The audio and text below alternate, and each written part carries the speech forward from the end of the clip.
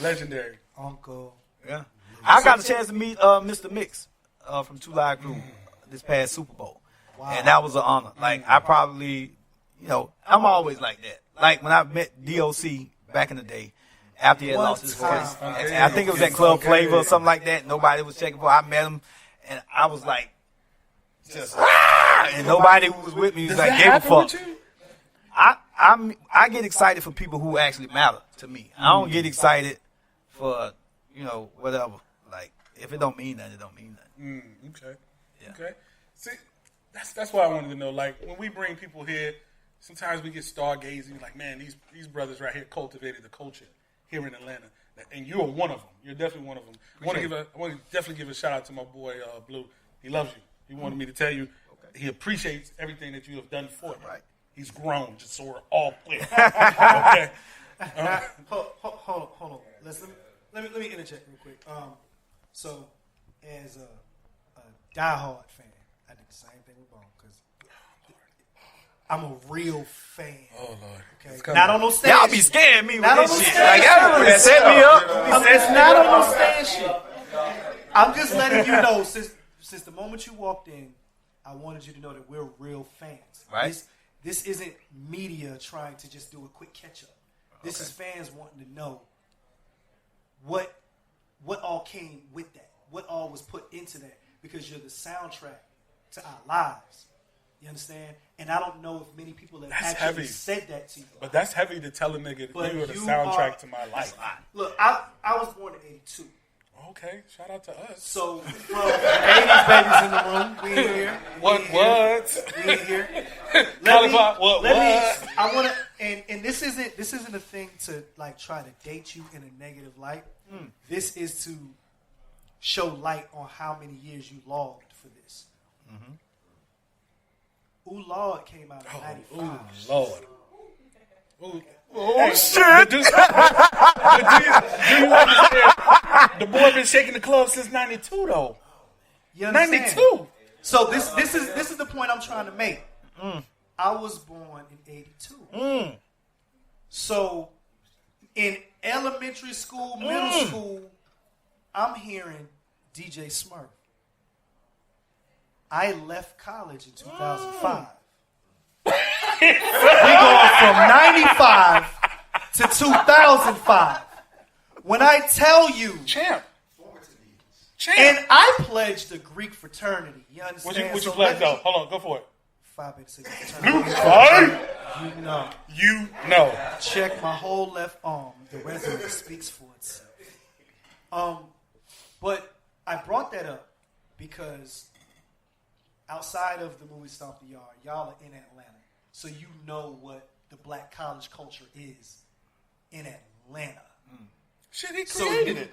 I can't take credit for that. Wait a second. I'm getting to that. I got to paint the picture of what you mean to the city and what you mean to the South, period. Because I was raised in Columbus, Georgia. Yeah. One of my favorite cities back in the day. Exactly. We had a little saying. Listen, they got him out there, too. Yeah. You know what I'm saying? Yeah. Maybe PTO. You know what that is, right? Lord have mercy. Poking that thing out. This is still a basement show, y'all. I'm sorry. I know we in the penthouse, but it's still a basement show. But no, with all of that, what I'm saying is, from my first little dances, the little teen jams and stuff like that, till me being a young adult in college, I liken it to this. You was running the street when Freaknik was really real. 96 was a good year. Okay? Remember I said Ooh Lord hit in 95. So what do you think was the soundtrack of the cornerstone years of Freaknik? You understand? We respect every person and every group, every entity, every label that pushed the sound of the South. Because be clear, Miami had bass, New Orleans had bounce, Georgia had booty twerk. Shake. This twerk. This is booty shake. This twerk, yeah. That right. Put a stamp on that. Okay? You wouldn't have crunk or trap or any of the stuff that everybody likes right now if it wasn't for Georgia booty shake. That right. So I told you real fans. I hate to do this to you, right? Talk, please. But trap music is not just Georgia's. Okay. Anymore. MJG and 8 Ball put that thing on the map a long time ago with 9 milliliter Buell. Boys, you know what I'm saying? We trust so I just want you to know we not. No, it's no disrespect to the other contributions from the other areas that cultivated this sound. There's no disrespect whatsoever. I think he was just saying like Booty Shake was before that though. Correct. Exactly. I think that's what you were saying. I feel like trap music is if the fucking Yin Yang Twins was goddamn speaking crazy on their songs, that's trap music. Them niggas was rapping hard like that was goddamn trap music, and them niggas was talking about Buddha, Buddha, Buddha, Buddha, rocking everywhere.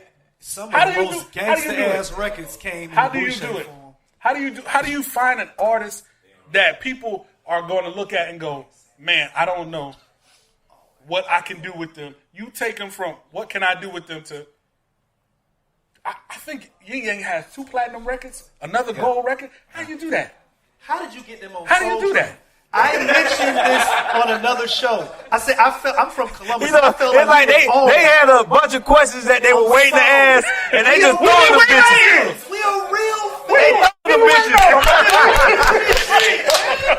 They throwing the bitches. All right, which one am I answering first? Go ahead. I just want to know how do you take people who are not seen by the public eye as stars and go, you know what? Star. Right now. Yin Yang Twins. Deformities and all. And I don't even give a shit about that. The music. Rocking out there. The music. So when you heard Kane and D-Rock, I was just talking to a lady about that. Shout out to Lady DJ in the goddamn building. Everybody, can we clap it up for her? Big sis in the goddamn building, man. What we do here, let's go. We deal with real deal OG veterans. You know what I'm I wanted to bring some people who meant something to me. Yeah. Bring some folks just to eat this food. That shit was off the chain. Shout out to Trans Lee in the goddamn building. The next wave. The young son, you know, Trouble Man got his hands full with you, baby. You know what I'm saying? Make sure you do your goddamn thing, son. But when I heard you talking about Trans Lee? I'm talking about Trans Lee. No, I'm saying you asked me about artists that I got. He was coming. I'm fucking with Trans Lee right now. We was gonna get to that. I just want to know. But even with him, like it's just like you just see it's the music. Is that what you thought about when you first? Because a lot of niggas don't give you your credit. You and Soulja cultivated the culture that is happening right now.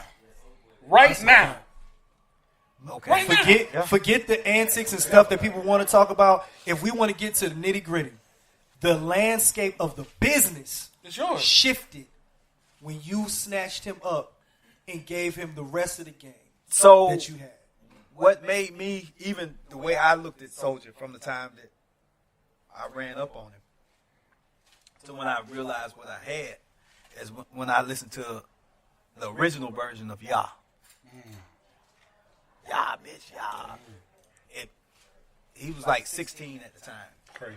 So when I heard that song, like a 16-year-old kid put this song together, and to me that stepped outside of what he should have been capable of as a 16-year-old kid to be able to put a song like that together.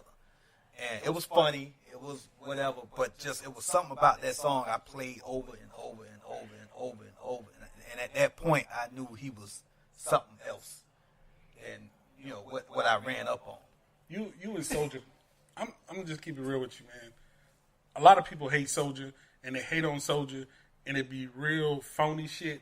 Soulja, 3 million off the net. First nigga to do it. Yeah. Not even the first person to sell 3 million on iTunes. Not even close. Soulja, I remember clicking on stuff. I was trying to listen to Jay-Z Black Album, and goddamn, Soulja Boy up in his hole. I mean, I was like, this nigga is the smartest nigga I have ever met in my life. Be clear, there would be no Insta nothing without Soulja Boy. But it wasn't just you know, his savvy. It was his work ethic as well. That boy put in work. You know, I remember what made me excited after I went to Batesville to sign him is after I signed him, it was what the plan was. Okay, we're gonna re-record all this shit, but first we're gonna start with the Superman record. That's the record we were gonna run with, and I gave him like some homework to do. And he went and had that shit recorded so fast. I was like, I got excited because I found somebody who could match my work ethic. Because I'm a worker. See, that make you tick, then, yeah, right? Yeah. Hold on. You mentioned something, and this is just my fan shit. The moment I really had ultimate respect for you as a producer and engineer was hearing the original version of Booty Meat. Wow. Terrible. And the remixed version of Booty Meat. Terrible. I said, yo, that's what production is.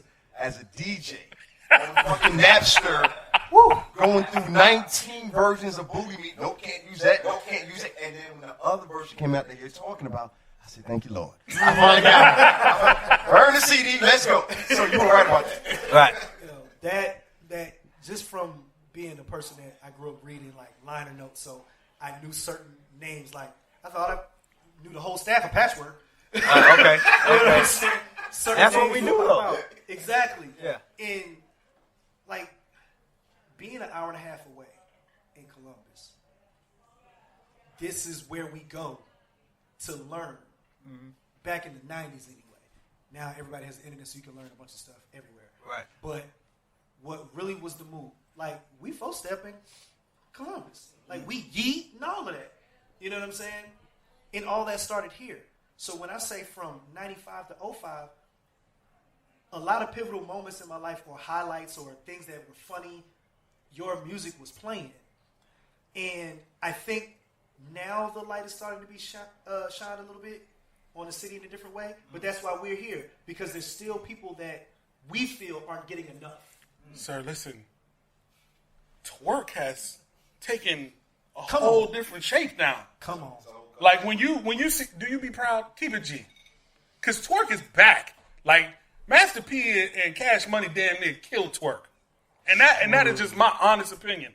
Like it was twerk all through Atlanta. And then when P and them boy dropped, it went away. Well, actually, it was the Booty Shake, and then P and them came and killed the Booty Shake, and then Twerk came. Correct. Yeah. So,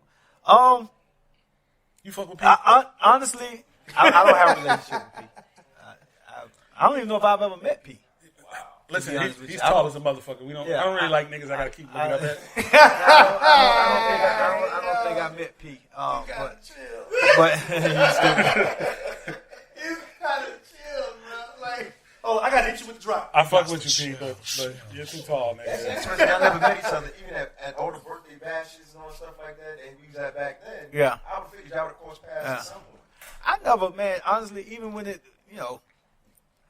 even events like that, the birthday bash, I shit like that for show, whatever, because when you know people and you know how they get down, and I won't get into that because I have to start talking about some old shit and saying some shit about some people who, when they were in power, they know how to handle it and all that shit. I was in and out, to make a long story short. So I wasn't hanging around no shit like that just to be seen, and it wasn't no Instagram and all that shit back then, so wasn't no photo ops. Y'all niggas would have gotten in so much trouble back then if there was Instagram. And Yo. Like Atlanta would have been. Yo. Like, I still would have been good because again, I wasn't fucking around like that. So you never crossed me as a nigga who needs to be super shiny and super glow. What's up with these chains though, baby?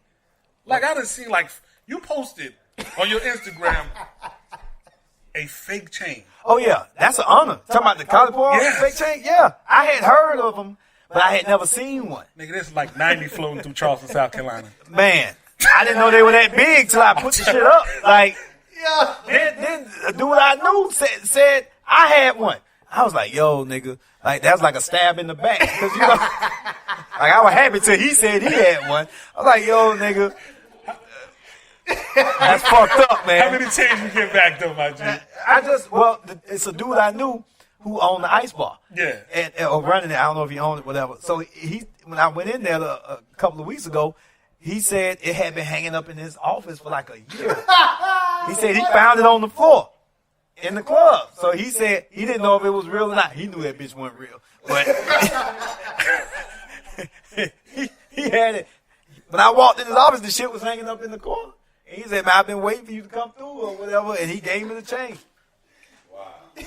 And I felt so